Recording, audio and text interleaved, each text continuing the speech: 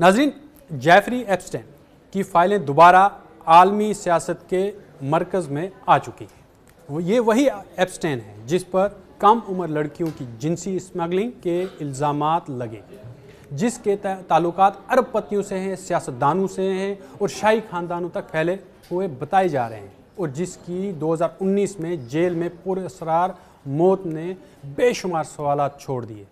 अब जब अमरीकी महकमा इंसाफ ने हज़ारों सफ़ात पर मुश्तमिल दस्तावेज़ जो है वो मंजर आम कर दिए, यानी कि उसने आम की, तो ये एक बार फिर हंगामा पूरे आलम में मच चुका है। और इस हंगामे के बीच अमरीकी सदर डोनाल्ड ट्रंप ने भी खामोशी तोड़ दी है। मैं हूं इरफान रैना और आप देख रहे हैं न्यूज़ 18 का डिजिटल प्लेटफॉर्म। आइए इस पूरे मामले को फैक्ट्स और तरतीब के साथ समझने की कोशिश करेंगे और आपको बताएंगे, क्योंकि ये सिर्फ एक स्कैंडल नहीं है बल्कि अमरीकी सियासत, आलमी अशराफिया, हत्ता के नोबेल इनाम तक पहुंचने वाली कहानी। एप्स्टेन कौन था और ये सारा स्कैंडल क्या था, इसके बारे में थोड़ी जानकारी आपके सामने रखते हैं। जेफरी एप्स्टेन एक अमरीकी सरमायाकार था जिसके ताल्लुकात इंतहाई बाअसर शख्सियात थे। सियासतदानों से थे, सनतकारों से थे, साइंसी माहिरीन के साथ थे और आलमी रहनुमाओं के साथ भी थे। 2008 में वो कम उम्र लड़कियों के इस्तेहसाल के मुकदमे में सज़ा पा चुका था, लेकिन साल 2019 में इसे दोबारा वफाकी इल्ज़ामात का सामना करना पड़ा। इस बार जिनसी स्मगलिंग के संगीन इल्ज़ामात के साथ साथ मुकदमे, जिनसी इस्तेहसाल के भी मुकदमे दर्ज होने शुरू हुए, और फिर उसके बाद में पहली ही अगस्त 2019 में पहली बार न्यूयॉर्क की जेल में इसकी मौत हो गई। सरकारी मौक़िफ़ के मुताबिक ये खुदकशी थी, लेकिन यानी कि आपका ट्रायल शुरू होने से पहले ही इसकी जेल में ही मौत वाक़ा होगी। लेकिन जो अपने CCTV कैमरे लगे होते हैं और उनकी खराबी बताई गई, जेल सिक्योरिटी की नाकामी और पोस्टमार्टम जो हुआ उनका जेफरी एप्स्टेन का, उस पर भी सवालात खड़े हो गए, यानी कि ये साजिशी नज़रियात को जन्म दे रहे। दिसंबर 2025 में अमरीकी महकमा इंसाफ ने अदालत के हुक्म पर हज़ारों सफ़ात पर मुश्तमिल दस्तावेज़ जारी किए। उनमें कई मारूफ शख्सियात के नाम आए, जिनमें डोनाल्ड ट्रंप भी शामिल थे। अब 2025 में जिस तरह से महकमा इंसाफ ने हज़ारों पन्नों पर जो एक फ़ाइल थी, वो अदालत के हुक्म पे उन्होंने क्या किया, उसको पब्लिक कर दिया। अब पब्लिक होने के बाद सबसे पहले नाम डोनाल्ड ट्रंप का आया। अब अच्छा, इस मामले में अहम फैक्ट्स ये हैं कि दस्तावेज़ के मुताबिक ट्रंप ने एप्स्टेन के निजी तैयारे में कम अज़ कम 8 बार सफ़र किया था। 1990 की दहाई में और 2000 की दहाई के आगाज़ में दोनों के समाजी जो तकरीबात होती हैं उनमें इनकी मौजूदगी जो है वो उसके शवाहिद मौजूद हैं। सरकारी दस्तावेज़ में ट्रंप को किसी जिनसी जुर्म में मुलजिम करार नहीं दिया गया है।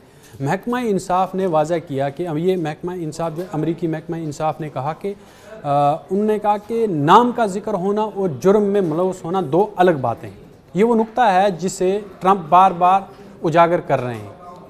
कोई प्रेस कॉन्फ्रेंस हो या कोई पब्लिक गैदरिंग हो, ये पॉइंट वो उठाते हैं जो महकमा इंसाफ ने उन्हें कहा है कि भाई नाम आना अलग बात होती है, लेकिन जुर्म साबित या जुर्म में मुलव्वस होना अलग बात होती है। एयरफोर्स 1 में साफ़ियों से इन्होंने गुफ्तगू करते हुए ट्रंप ने कहा कि मेरे पास छुपाने के लिए कुछ भी नहीं, मुझे मुकम्मल तौर पर बरी कर दिया गया है। जेफरी एप्स्टेन से मेरा कोई लेना देना नहीं है।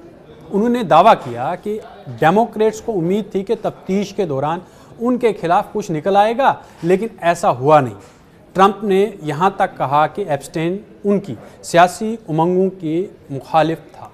ये भी रखना ज़रूरी है कि 2000 की दहाई के वस्त में ट्रंप और एप्स्टेन के दरमियान ताल्लुकात ख़राब होने की खबरें सामने आई थी, और ट्रंप ने 2004 के बाद मुबैना तौर पर एप्स्टेन से फासला इख्तियार कर लिया था। ख़ास तौर पर जो फ्लोरिडा है वहाँ पर एक जायदाद के तनाज़े में यह मामला सामने आया था। लेकिन ट्रंप ने अपनी जो सफाई दी है, और सफाई के साथ साथ उन्होंने बिल क्लिंटन और हिलरी क्लिंटन पर भी हमला किया है। बिल क्लिंटन के बारे में ये बात रिकॉर्ड पर है कि उन्होंने एप्स्टेन के जो तैयारे में मुतअद्दिद बार सफ़र किया था। क्लिंटन ने तस्लीम भी किया था कि वो एप्स्टेन को जानते हैं, लेकिन किसी गैर कानूनी सरगर्मी से इनकार किया। ट्रंप की जो हिकमत अमली वाज़ह है कि वो मामले को सियासी जानबदारी का रंग दे रहे हैं और ऐसे डेमोक्रेट्स के खिलाफ बयानिए में बदल रहे हैं। फाइलों में एक दिलचस्प ای میل سامنے آئی ہے جس میں ایپسٹین نے ٹرمپ کی قریبی ساتھی یعنی اسٹیو بینن سے مبینہ طور پر کہا تھا کہ اگر ٹرمپ کو معلوم ہو جائے کہ ایپسٹین ایسے افراد کو جانتا ہے جو نوبل انعام کے جو فیصلوں پر اثر انداز ہو سکتے ہیں تو ٹرمپ کا سر پھٹ جائے گا۔ یہاں دو نکات اہم ہیں۔ یہ بیان ایپسٹین کی طرف سے منسوب ایک ای میل میں ہے، اس کی آزادانہ تصدیق بھی نہیں ہے۔ ٹرمپ ماضی میں کئی بار کہہ چکے ہیں کہ انہیں نوبل امن انعام ملنا چاہیے تھا، خاص طور پر شمالی کوریا مذاکرات اور مشرق وسطیٰ میں ابراہم معاہدوں کا، جسے ہم ابراہیم اکارڈ بھی کہتے ہیں، جو عرب ہے اور عرب اور اسرائیل کے درمیان ہوئے ہیں، چاہے اس میں یو اے ای ہے، سعودی عربیہ ہے، یا جارڈن ہے، یا باقی کی جتنے بھی عرب اسٹیٹس ہیں، ان کا ایک ابراہیم اکارڈ ہوا ہے اسرائیل کے ساتھ میں۔ اس تناظر میں یاد رہے کہ نوبل امن انعام ہے وہ ناروے کی کمیٹی دیتی ہے، اور اس کا انتخاب کا جو عمل ہے وہ انتہائی خفیہ ہوتا ہے۔ ایپسٹین کا جو کیس ہے یہ رسمی کمیٹی سے براہ راست تعلقات ثابت نہیں ہوا ہے اس کسی کیس میں، لیکن اس کے اعلیٰ سطحی روابط یہ باعث قیاس آ رہی ہیں، جنم لے رہی ہیں یہاں پر کہ بھائی اس کے تو بڑے اثر و رسوخ رکھنے والے جو افراد ہیں ان کے ساتھ، رہنماؤں کے ساتھ، سیاسی لیڈران کے ساتھ، جو اعلیٰ قیادت ہے ان کے ساتھ اس کی براہ راست جو ہیں وہ روابط اور شواہد ہیں اس کے ملے ہیں۔ اب تک کی صورتحال میں ٹرمپ کے خلاف ایپسٹین کیس میں کوئی باضابطہ فرد جرم عائد نہیں ہوئی ہے۔ اچھا، محکمہ انصاف نے انہیں کسی مجرمانہ سرگرمی سے نہیں جوڑا ہے ابھی تک۔ اچھا، بعض میڈیا اور سوشل میڈیا جو اس کے جو پوسٹس ہیں ان کو حکام نے غلط یا سنسنی خبر قرار دیا ہے، لیکن سیاسی طور پر یہ معاملہ حساس ہے کیونکہ نام کا بار بار آنا ہی عوامی رائے کو متاثر کر سکتا ہے، خاص طور پر انتخابی ماحول میں۔ امریکہ میں 2026 کے انتخابی جو ماحول ہے اس کے تناظر میں یہ فائلیں بڑا ہتھیار بن سکتی ہیں۔ ڈیموکریٹس اس معاملے کو شفافیت اور اخلاقی جواب دہی کے بیانیے کے ساتھ پیش کر سکتے ہیں، جبکہ ریپبلکن جو ہیں وہ اسے سیاسی انتقام قرار دے رہے ہیں۔ ٹرمپ کی حکمت عملی 3 نکات پر مبنی دکھائی دیتی ہے۔ یہاں مکمل انکار، قانونی جو بریت کا جو حوالہ ہے وہ دے رہے ہیں، معاملے کو سیاسی سازش قرار دے رہے ہیں۔ ایپسٹین کیس پہلے ہی جو ہے وہ امریکی تاریخ کی سب سے متنازع مقدمات میں یہ شمار ہو رہی ہے۔ اس کی موت باثر افراد کے نام اور مبینہ جو کور اپ ہے، اس کے الزامات نے اسے ایک مسلسل بحث کا موضوع بنا دیا ہے۔ جس طرح سے جیفری ایپسٹین کی موت ہوئی ہے جیل میں، نہ سی سی ٹی ویز چل رہے تھے، نہ ہی وہاں پر جیل انتظامیہ کے کوئی اس طرح سے کوئی حفاظتی انتظام دیکھا گیا ہے۔ بہت سارے معاملات جو ہیں وہ وہاں پر آن ریکارڈ آئے ہیں جس میں پر اسرار موت ہوئی ہے جیفری ایپسٹین کی، وہ بھی جب مرتکب پائے گئے انہیں پکڑا گیا، ابھی ٹرائل چلنا ہی تھا، اس سے پہلے ہی جیل میں ان کی موت واقع ہو جاتی ہے۔ یہ سوال جو ہے یہ نہ صرف قصوروار، مطلب جو بھی کون قصوروار تھا اس میں، کس کی وجہ سے ایسا ہوا، سوال یہاں پر یہ بھی ہے کہ کیا تمام حقائق کبھی مکمل طور پر سامنے آئیں گے؟ یہ ایک بہت بڑا سوال ہے۔ فیکٹس کی روشنی میں دیکھا جائے تو ٹرمپ کا نام ایپسٹین فائلوں میں آیا ہے۔ انہوں نے اس سے تعلق سے جتنا بھی وہاں بتایا گیا ہے ابھی تک رپورٹس میں، باقی جگہوں پہ، جسے وہ ایک سیاسی سٹنٹ کہتے ہیں یا پولیٹیکل سٹنٹ کہتے ہیں کہ وہ اپنے مفادات کے لیے ایسا کر رہے ہیں، لیکن قانونی طور پر ان پر ابھی تک تو کوئی الزام جو ہے وہ ثابت نہیں ہوا ہے۔